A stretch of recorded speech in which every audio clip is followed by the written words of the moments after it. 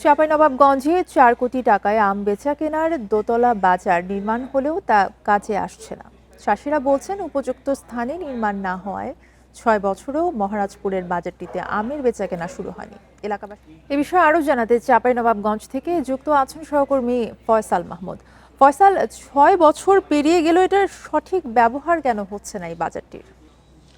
দেখুন, চাঁপাইনবাবগঞ্জ সদর উপজেলার মহারাজপুরে আসলে এই আমবাজারটি নির্মাণ করা হয় এবং এটি দ্বিতল বিশিষ্ট আমবাজার, যেটি চাঁপাইনবাবগঞ্জের আর কোথাও নাই।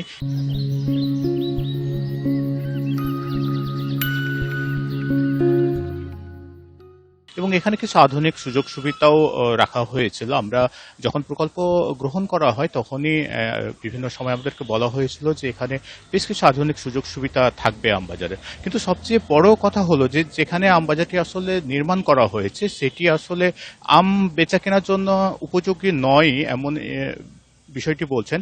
মূলত যখন এই প্রকল্পটি গ্রহণ করা হয় তখন আমরা স্থানীয় সরকার, প্রকৌশল বিভাগ অর্থাৎ এলজিএডি সহ তৎকালীন সংসদ সদস্যরা যেটা বলছিলেন যে চাঁপাইনবাবগঞ্জ সদর উপজেলার যে সদরঘাট অর্থাৎ পুরাতন বাজারের যে আম বাজারটি রয়েছে এখন, যেখানে আম কেনা বেচা হয়, এই বাজারটিকে স্থানান্তর করে নিয়ে যেতে চান আসলে এই আধুনিক দ্বিতল বিশিষ্ট আম বাজারে। কিন্তু যেটি ঘটেছে যে এখন যে বাজারটি রয়েছে সেটি মহানন্দা নদীর তীরে এবং এখানে যোগাযোগ ব্যবস্থা ভালো এবং দীর্ঘ অনেক বছর ধরে আসলে এখানে আম কেনা বেচা হয়। সেই কারণে আসলে এই বাজারটি ছেড়ে আসলে ব্যবসায়ীরা ওই মার্কেটে যেতে চাননি এবং এই ৬ বছরে আমরা যেটা দেখেছি যে ৬ বছরই এটাকে ইজারা দেওয়া হয়েছে, কিন্তু ১ কেজিও আম এখানে কেনা বেচা হয়নি এবং ব্যবসায়ীরা সেখানে যেতে চাননি। আমরা ব্যবসায়ীদের কাছেও জানতে চেয়েছিলাম যে আসলে যেহেতু সরকারি একটি প্রকল্প এবং এখানে একটি বিপুল অঙ্কের টাকা খরচ করে আধুনিক সুযোগ সুবিধা দিয়ে আসলে এই ভবনটি নির্মাণ করা হয়েছে, তাহলে ব্যবসায়ীরা যাচ্ছেন না কেন?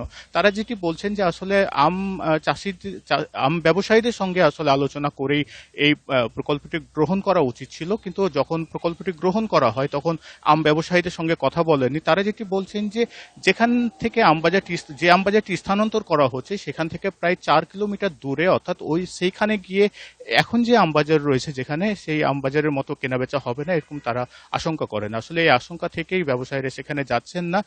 পাশাপাশি আরো একটি বিষয় আপনাকে বলে রাখি যে এই একেবারে খোলামেলা জায়গায় আম কেনা বেচা হয় এখানে, যেখানে আম ব্যবসায়ীরা ভ্যান অথবা সাইকেলে করে বড় বড় ডালিতে করে আম নিয়ে আসেন। তারা আসলে ছাদের নিচে ওইভাবে বদ্ধ জায়গায় আম কেনা বেচা করতে চাননি, এমনটাই আমাদেরকে ব্যবসায়ীদের পক্ষ থেকে জানানো হয়েছে। আসলে এই ব্যবসায়ীদের সঙ্গে কেন কথা বলা হয়নি, আমরা স্থানীয় সরকার ও প্রকৌশল বিভাগের সঙ্গে এসব বিষয় নিয়ে কথা বলেছিলাম।